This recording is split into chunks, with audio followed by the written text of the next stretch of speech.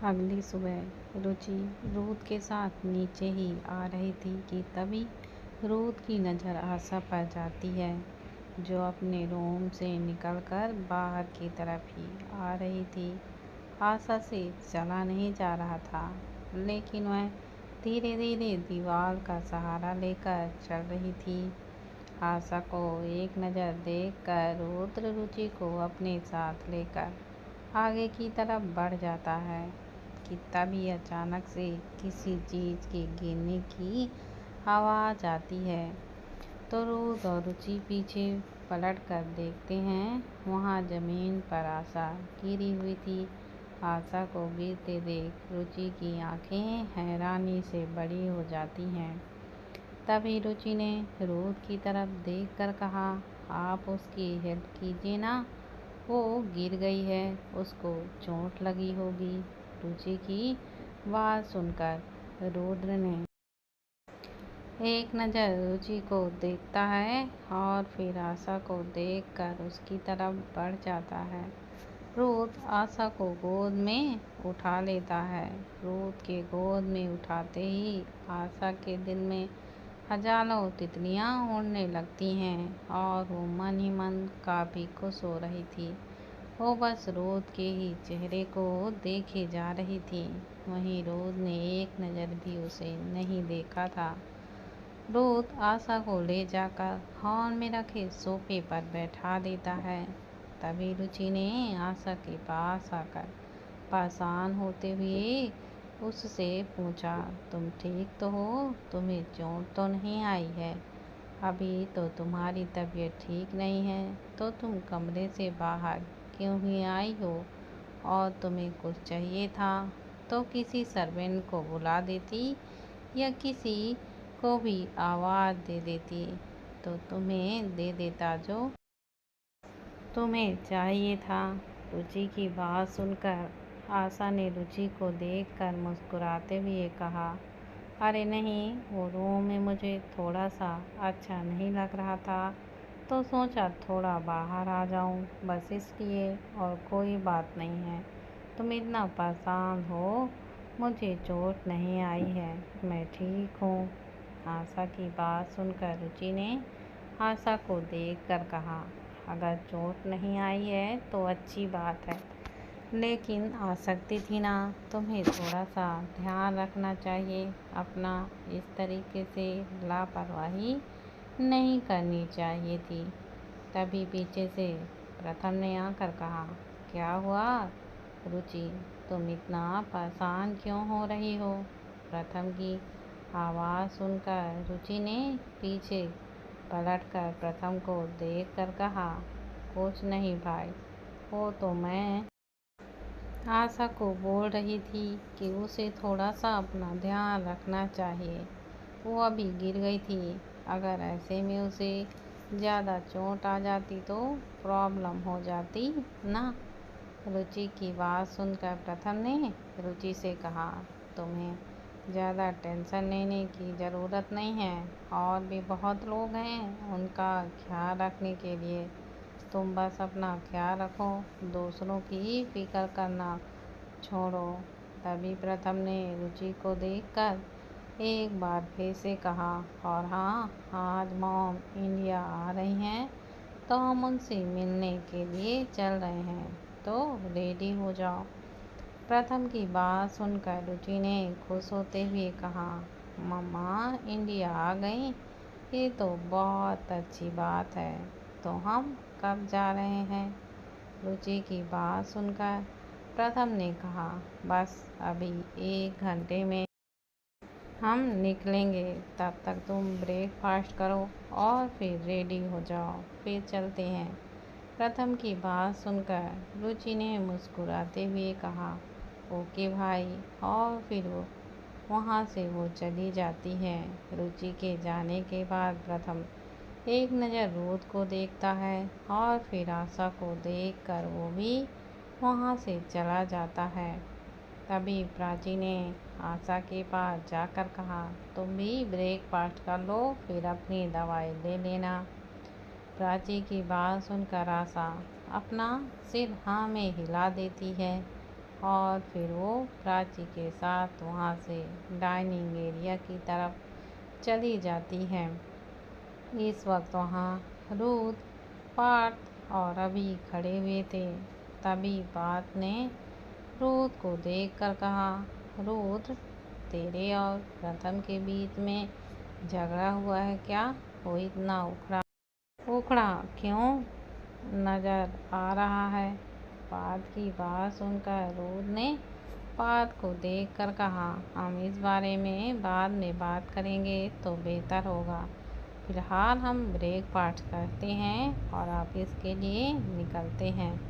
प्रथम तो आज ऑफिस जाएगा नहीं क्योंकि वो शिल्पी आंटी से मिलने के लिए जा रहा है, तो आज की मीटिंग तुम लोग को हैंडल करनी होगी।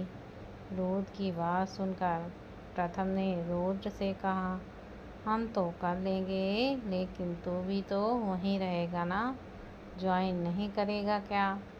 पार्थ की बात पर रूथ ने कहा, नहीं, मुझे कुछ और भी काम है, मैं उन काम को निपटाऊंगा। मीटिंग में मैं ज्वाइन नहीं करूंगा, तुम लोग करोगे।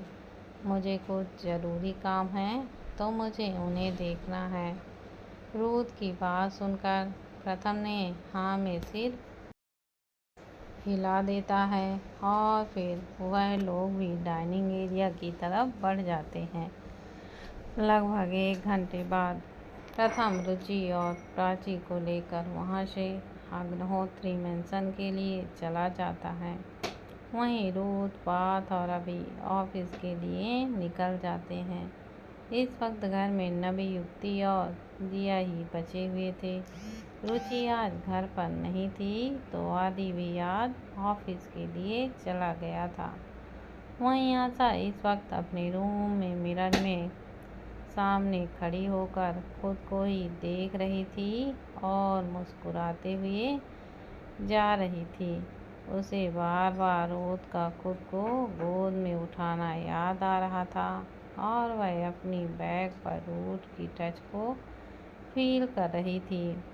आशा ने खुद को मिरर में देखते हुए कहा, आज तुमने खुद आगे बढ़कर मुझे अपनी गोद में उठाया है। धीरे धीरे तुम खुद मुझे अपने करीब लेकर जाओगे और मैं तुम्हारे इतने करीब पहुंच जाऊंगी तो कि तुम्हें मेरे अलावा किसी और की ज़रूरत नहीं पड़ेगी, अपनी बीवी की भी नहीं। तुम उसे बोलते जाओगे और फिर हम दोनों साथ में रहेंगे। मैं तुम्हें इतना प्यार दूंगी कि तुम उस रुचि को कभी याद ही नहीं करोगे। वैसे भी मेरी शक्ल तो उससे मिलती है तो तुम्हें वो कभी याद ही नहीं आएगी। तुम उसे पूरी तरह से भूल जाओगे। तुम्हें कुछ याद रहेगा तो सिर्फ और सिर्फ मैं। दूसरी तरफ रूथ इस वक्त अपने केबिन पर बैठा हुआ था और तभी पार्थ और अभी भी रूथ के केबिन में पहुंच जाते हैं। पार्थ ने रूथ के सामने बैठते हुए कहा, रूथ, तेरे और प्रथम के बीच में क्या हुआ है? क्या मैं जान सकता हूँ? तुम दोनों एक दूसरे से इतना ज़्यादा नाराज़ क्यों आ रहे हो? और प्रथम को मैं देख रहा हूँ, कल से वो अजीब बिहेव कर रहा है। क्या हुआ है? पार्थ की बात सुनकर रूथ ने पार्थ को देखकर कहा, वो फालतू में नाराज़ हो रहा है, ऐसी कोई बात नहीं है और तुम लोग उसके बारे में ज़्यादा मत सोचो। कुछ टाइम तक नाराज़गी रहेगी और खुद ब खुद उसकी नाराज़गी दूर हो जाएगी। रूथ की बात सुनकर पार्थ ने रूथ को देखकर कहा, लेकिन ऐसी बात क्या है जिससे वो नाराज़ है? कुछ तो हुआ है। रूथ, तुम लोगों ने बात की थी, उसके बाद प्रथम का मूड खराब है और हमें जानना है वो क्या बात थी। और मुझे जहाँ तक लगता है वह बात आशा से रिलेटेड है।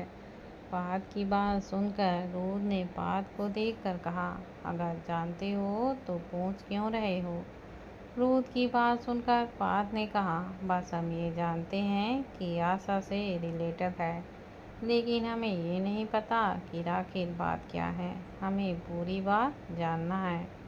सो प्रथम तो यहाँ है ही नहीं, तो मैं तुमसे पूछ रहा हूँ, बताओ, या फिर मैं प्रथम से बात करूँ। पार्थ की बात सुनकर रूथ ने गहरी सांस लेते हुए कहा, उसे आशा के ओबरॉय पैलेस में रहने से प्रॉब्लम है। वो नहीं चाहता कि वो ओबरॉय पैलेस में रहे। उसे ऐसा लगता है कि आशा के दिमाग में ज़रूर कुछ चल रहा है, और वो भी काफ़ी खतरनाक। रूथ की बात सुनकर पार्थ ने रुद्र को देखकर कहा, और तुम्हारी इस बारे में क्या राय है? तुम्हें क्या लगता है कि आशा के दिमाग में कुछ खतरनाक चल रहा है या फिर नहीं? प्रथम की बात सुनकर रुद्र ने अपनी चेयर पर लीन होते हुए कहा, ऑफकोर्स चल रहा है। उसके दिमाग में बहुत कुछ चल रहा है, और वो रॉय पैलेस में रहना चाहती है, लेकिन क्यों, ये बात नहीं पता। वो यहाँ गलती से तो ज़रूर आई है, लेकिन अब यहाँ से जाने का उसका कोई भी इरादा नहीं है। उसका कोई ना कोई मकसद तो है जिसे वो पूरा करना चाहती है।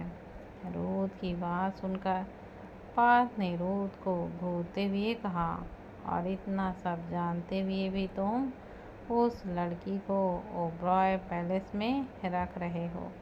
प्रथम की तो नाराज़गी जायज़ है रूथ, पर तुम्हें उसके बारे में सब पता है, लेकिन इंटेंशन क्या है, उसके इरादे क्या हैं? फिर भी तुम उसे ओबरॉय पैलेस में रखे हो। और मुझे एक बात समझ में नहीं आई, कल उसके ऊपर अटैक किसने किया था?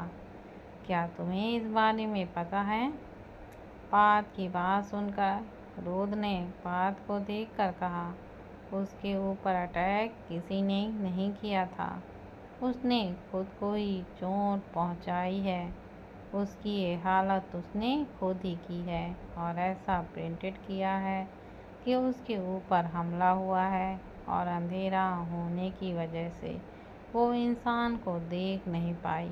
वो इंसान अंधेरे का फ़ायदा उठाकर वहाँ से भाग गया, लेकिन ऐसा कुछ नहीं है। उसने खुद की हालत की है।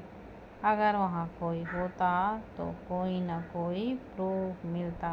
सारे खिड़की दरवाजे बंद थे, मेन डोर पर गार्ड थे, तो जो वहाँ आया वो भागा कहाँ से? और इतना सामान बिखरा पड़ा हुआ था, इतना सब कुछ हुआ था, तो चिल्लाई तो ज़रूर होगी, लेकिन चिल्लाने की आवाज़ गार्ड तक नहीं पहुँची। ऊपर से उसने अंधेरा होने का बहाना बनाया। जब हम उस वक्त वहाँ पहुँचे तब वहाँ लाइट ऑन थी, और जब वो सर्वेंट गया था तब भी लाइट ऑन ही थी। इनफैक्ट आउट हाउस की लाइट कभी बंद हुई नहीं थी, और उसके सर पर जो चोट आई थी वो उसने अपना सर दीवार से खुद मारा था। रूथ की बात सुनकर प्रथम ने हैरान होते हुए कहा, ओ गॉड, ये लड़की तो काफ़ी ज़्यादा खतरनाक लग रही है।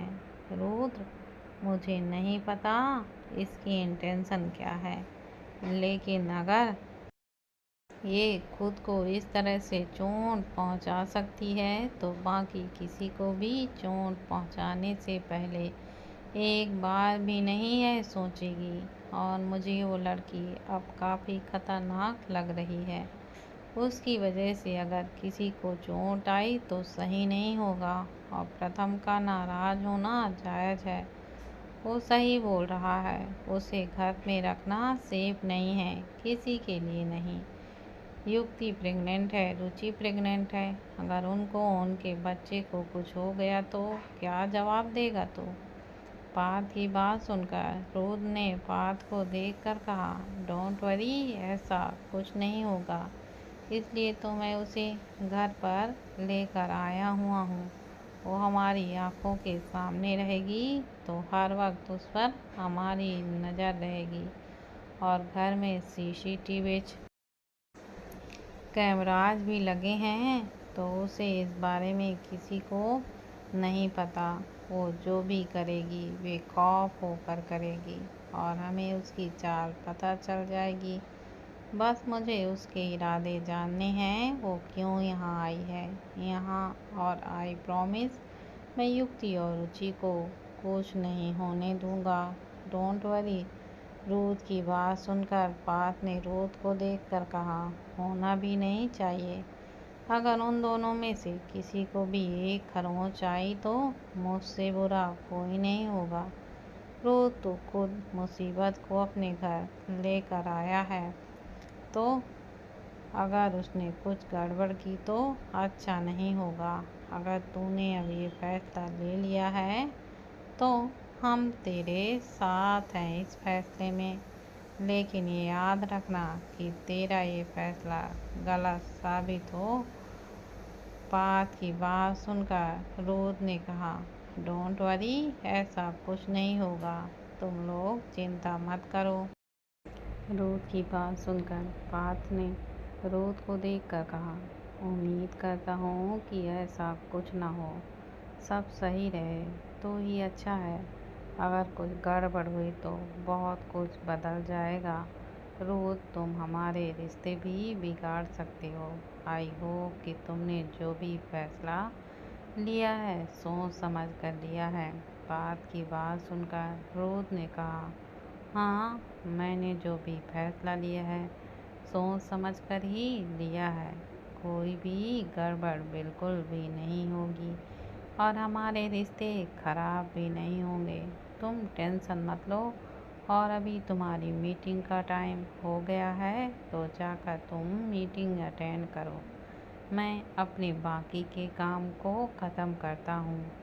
रूथ की बात सुनकर पार्थ ने अपना सिर हिला कर वहाँ से चला जाता है। पार्थ के जाने के बाद रूथ ने अपने लैपटॉप स्क्रीन को खोल कर देखा।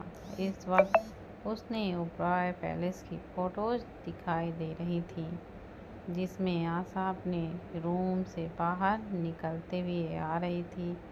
आशा को देखकर रूथ ने अपने मन में कहा, तुम्हारा जो भी मकसद है वो मैं पूरा नहीं होने दूंगा। बस एक बार मुझे पता चल जाए कि तुम किस इंटेंशन से यहाँ आई हो और किसके कहने पर आई हो, फिर मैं तुम्हारा वो हाल करूँगा ना कि तुमने कभी सपने में भी नहीं हो सोचा होगा कि उस दिन को कोसोगी तुम जिस तुम ओबरॉय पैलेस पर आई हुई थी। वहीं दूसरी तरफ आशा अपने रूम से बाहर निकलकर पूरे ओबरॉय पैलेस को देख रही थी और इधर उधर घूम रही थी। तभी दिया ने पीछे से आशा को देखकर कहा, तुम यहाँ क्या कर रही हो, कुछ काम था क्या? दिया की आवाज़ सुनकर आशा बड़बड़ा जाती है, नहीं, वो बस मुझे थोड़ा सा रूम में अजीब लग रहा था तो मैं बाहर आ गई। सोचा थोड़ा खुले में घूम लूँगी तो अच्छा फील होगा, और कुछ नहीं। आशा की बात सुनकर दिया ने कहा, फ़िलहाल तुम्हें आराम करना चाहिए। तुम्हारी हालत घूमने फिरने लायक तो बिल्कुल नहीं है, तो इसलिए अपने रूम में आराम करो। घूमने फिरने के बाद में सोच लेना। और वैसे भी ये कोई पार्क नहीं है जो तुम यहाँ घूम रही हो। अगर खुले में घूमना ही है तो गार्डन पे जाकर घूमो। घर में घूमने से तुम्हें ताज़ी हवा थोड़ी ना मिलेगी। दिया की बातों में एक तरीके की टोन था और वहीं दिया की बात सुनकर आशा को काफ़ी ज़्यादा गुस्सा भी आ रहा था, लेकिन फिलहाल वो दिया से कुछ कह नहीं सकती थी। आशा ने खुद को शांत कराते हुए कहा, हाँ, मैं गार्डन की तरफ ही जा रही थी। उससे पहले सोचा थोड़ा पानी पी लूँ, तो बस किचन में देख रही थी और कुछ नहीं। आशा की बात सुनकर दिया ने कहा, किचन उधर है, इधर नहीं। इधर रुचि और रुद्र भाई का रूम है। तो तुम इधर क्यों जा रही हो? किचन में जाना है तो उधर जाओ ना, और इधर जाने के लिए मना है। तुम उधर मत जाना, वरना रुद्र भाई तुम्हें इस घर से उठाकर बाहर फेंक देंगे, क्योंकि तुम्हें उन्हें बिल्कुल पसंद नहीं है। घर वालों के अलावा और भी कोई उनकी परमिशन के बिना उनके रूम में जाए या उस तरफ भी जाए, तुम्हारे लिए अच्छा यही होगा कि तुम उधर ना ही जाओ। फिलहाल तुम्हारी हालत ऐसी नहीं है कि तुम्हें अगर घर से बाहर फेंका गया तो तुम खुद का ख्याल रखवा पाओगी। इसलिए उधर जाने के बारे में सोचना भी मत। अगर इस घर से बाहर जाना हो तो तुम उस रूम में जा सकती हो, कोई प्रॉब्लम नहीं। दिया की बात सुनकर आशा ने कहा, नहीं, मुझे नहीं पता था कि उधर जाना मना है। मैं तो बस किचन ही ढूंढ रही थी, मैं उधर क्यों जाऊंगी। तुम चिंता मत करो, ऐसा मैं कोई काम नहीं करूंगी इसके लिए मुझे ही बाद में भुगतना पड़े। और तुमने सही कहा, अभी मेरी हालत ऐसी नहीं है कि मैं घर से बाहर जाकर अपना इलाज करवा सकूं। और अगर बाहर गई तो हो सकता है कि वो गुंडे फिर से आकर मेरे ऊपर अटैक कर दें। फिलहाल मेरा यहीं पर रहना ठीक है। जिस दिन मैं पूरे तरीके से ठीक हो जाऊंगी और मेरे ऊपर से खतरा टल जाएगा तो मैं खुद ही इस घर से चली जाऊंगी। किसी को फेंकने की ज़रूरत नहीं पड़ेगी। आशा की बात सुनकर दिया ने मुस्कुराते हुए कहा, वही अच्छा है। अब कोई बेइज्जती करके बाहर निकाले तो अच्छा थोड़ी ना लगता है। आराम से जाना, इज्जत के साथ जाना, वो अच्छा लगता है। ऐसे कोई घर से बाहर फेंकेगा तो कितनी बेइज्जती होगी। दिया की बातें सुनकर आशा ने कहा, ये बात तो तुमने सही ही कही है कि अगर कोई घर से बाहर फेंकता है तो बहुत बेइज्जती होगी। इसलिए मैं इज्जत के साथ ही जाऊंगी। मैं किचन में जा रही हूँ, थोड़ा पानी पी लूँ, फिर गार्डन में थोड़ा वॉक कर लूँगी। आशा की बात सुनकर दिया मुस्कुरा दे देती है और फिर वहाँ से थोड़ा साइड होकर आशा को किचन की तरफ जाने का रास्ता दे देती है। तो आशा चुपचाप वहाँ से किचन की तरफ चली जाती है। किचन में जाकर आशा ने गुस्से में अपना हाथ स्लैब पर मारते हुए कहा, बहुत उड़ रही हो ना तुम। एक बार मुझे इस घर में पूरे तरीके से आ जाने दो, फिर मैं तुम्हें बताऊंगी कि इस घर से कौन बाहर फेंकेगा, या मैं या फिर तुम। मैं तुम्हें इतना बेइज्जत करके घर से बाहर निकालूंगी कि तुम दोबारा इस घर में आने की सोचोगी ही नहीं। पर उससे पहले मैं एक बार रूद के करीब पहुंच जाऊं, उसे पूरी तरीके से अपना बना लो। फिर तुम्हें और तुम्हारी बाकी की पलटन और तुम्हारी प्यारी सी रुचि को घर से बाहर फेंकूंगी और तुम लोग मेरा कुछ भी नहीं कर पाओगे। आशा किचन में खड़ी अपनी ख्याली पुलाव पका रही थी। तभी एक मेड ने पीछे से आकर कहा, मैम, आपको कुछ चाहिए था। मेड की आवाज़ सुनकर आशा अपने होश में आती है। आशा ने मेड को देखकर कहा, हाँ, बस मुझे पानी चाहिए था, मेरे रूम में पानी नहीं था। आशा की बात सुनकर मेड मुस्कुराते हुए आशा को पानी का गिलास दे देती है। तो आशा पानी पीकर चुपचाप से वहाँ से बाहर की तरफ चली जाती है। वहीं दिया इस वक्त युवती के रूम में बैठी हुई थी और नबी भी वहीं बैठी हुई थी। दिया ने नबी को देखकर कहा, नबी भाभी, आपको क्या लगता है ये जो आशा है वो कैसी है? मतलब उसके इरादे कैसे हैं? उसे देखकर आपको कैसी फीलिंग आती है, कैसी वाइब्स आती है? दिया की बात सुनकर नबी ने कुछ सोचते हुए कहा, सच कहूँ तो मुझे उस लड़की से बहुत अजीब सी फीलिंग आती है।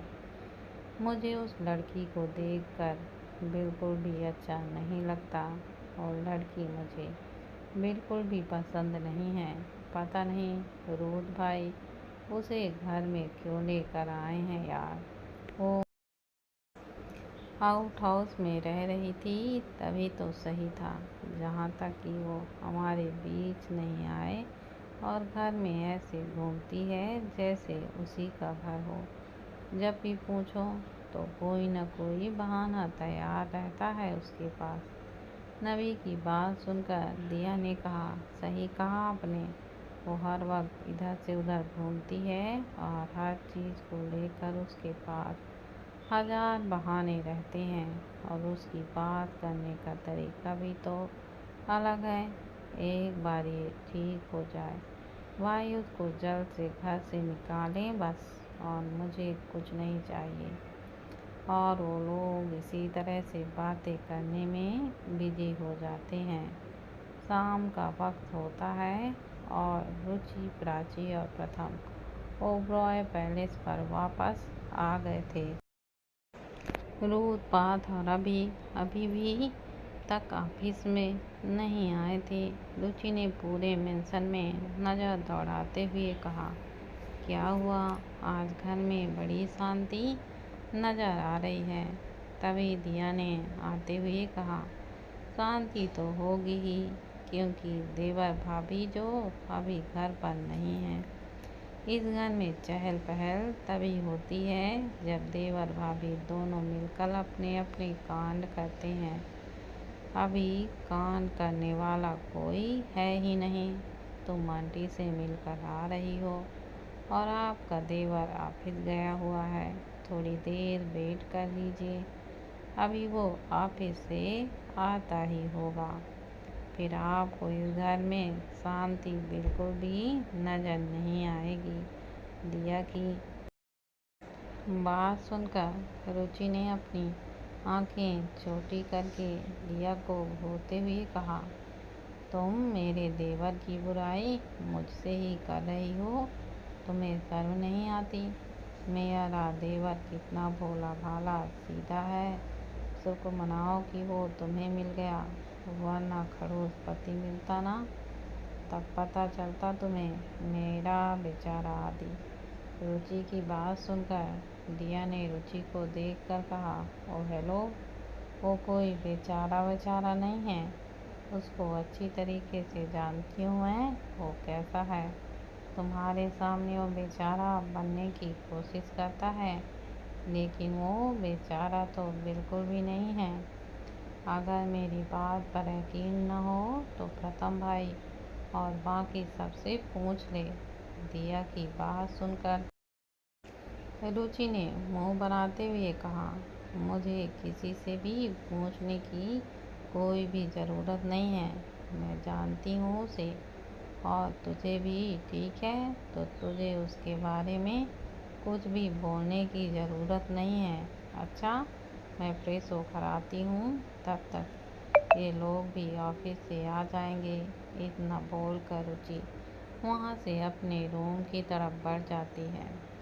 रुचि के जाने के बाद प्रथम ने दिया को देखकर कहा, दिया, उस लड़की ने कुछ किया तो नहीं है ना? मतलब कुछ भी तो ऐसा वैसा जो अलग हो। प्रथम की बात सुनकर दिया ने प्रथम को देखकर कहा, नहीं भाई, अभी तक तो उसने ऐसा कुछ नहीं किया। बस दिन में 10 बार रूम से बाहर निकलती है और पूरे मेंशन में घूमती है। बोल रही थी कि उसे रूम में अजीब लग रहा है, उसे ताज़ी हवा चाहिए बस। अभी तो उसने ऐसा कुछ नहीं किया। आप लोग फिक्र मत कीजिए, हमारी नज़रें उस पर ही हैं। अगर वह ऐसा कुछ करती है तो हम हैंडल कर लेंगे साथ में सब लोग मिलकर। रिया की बात सुनकर प्रथम ने अपना सिर हिलाते हुए कहा, ठीक है, फिलहाल मैं चलता हूँ, फ्रेश होकर आता हूँ, फिर बात करते हैं। प्रथम की बात सुनकर रिया अपना सिर हाँ में हिला देती है तो प्रथम और प्राची वहाँ से अपने रूम की तरफ चले जाते हैं। थोड़ी देर बाद सब लोग अपने अपने काम से वापस आ गए थे और हॉल में महफिल जमी हुई थी। तभी रुचि की नज़र आशा पर जाती है जो थोड़ी दूर पर अकेले वहीं पे खड़ी हुई थी। आशा को देखकर रुचि ने उसे बुलाते हुए कहा, अरे तुम वहाँ क्यों खड़ी हो, आओ ना हमारे साथ बैठो।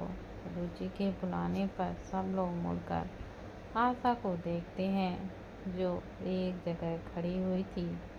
रुचि का इस तरह से आशा को बुलाना किसी को अच्छा नहीं लग रहा था, लेकिन किसी ने रुचि से कुछ भी नहीं कहा क्योंकि सबको रुचि के नेचर के बारे में जानते थे। वह हर किसी से प्यार से ही बिहेव करती थी, तो इसलिए वह आशा को भी अच्छा ही समझ रही थी। रुचि के बुलाने पर आशा अपने कदम उन लोगों की तरफ बढ़ा देती है और जाकर एक तरफ बैठ जाती है। आशा के इस तरह बैठने पर प्रथम रोद को और आशा को घूर कर देखता है, लेकिन रोद अपनी नज़रें प्रथम से हटा लेता है। उसे पता था कि प्रथम को बिल्कुल पसंद नहीं आएगा इस तरह आशा का बैठना। अभी प्रथम ने खड़े होते हुए कहा, मुझे लगता है मुझे यहाँ से चलना चाहिए। किसी के आने से लगता है किसी को मेरी ज़रूरत नहीं है। मेरा यहाँ से जाना ही बेहतर होगा। प्रथम की बात सुनकर रुचि ने प्रथम को रोकते हुए कहा, अरे भाई, कैसी बातें कर रहे हो और किसके आने से आपको किसकी ज़रूरत नहीं है। आप बैठिए ना। और आप ऐसा क्यों बोल रहे हो कि किसी को आपकी ज़रूरत नहीं है। तो प्रथम ने एक नज़र रोद को देखकर रुचि से कहा, क्योंकि मुझे तो यही लगता है कि किसी को मेरी ज़रूरत है ही नहीं। दोस्तों, अगर आपको मेरी कहानी अच्छी लगती है तो प्लीज़ दोस्तों मेरे चैनल को ज़्यादा से ज़्यादा शेयर करें और अभी तक जिन दोस्तों ने मेरे चैनल को सब्सक्राइब नहीं किया है तो प्लीज़ मेरे चैनल को सब्सक्राइब करें। और दोस्तों, इस कहानी के कुछ ही पार्ट अभी तक बचे हुए हैं, तो आप लोग इस कहानी को एंजॉय करिए। धन्यवाद दोस्तों।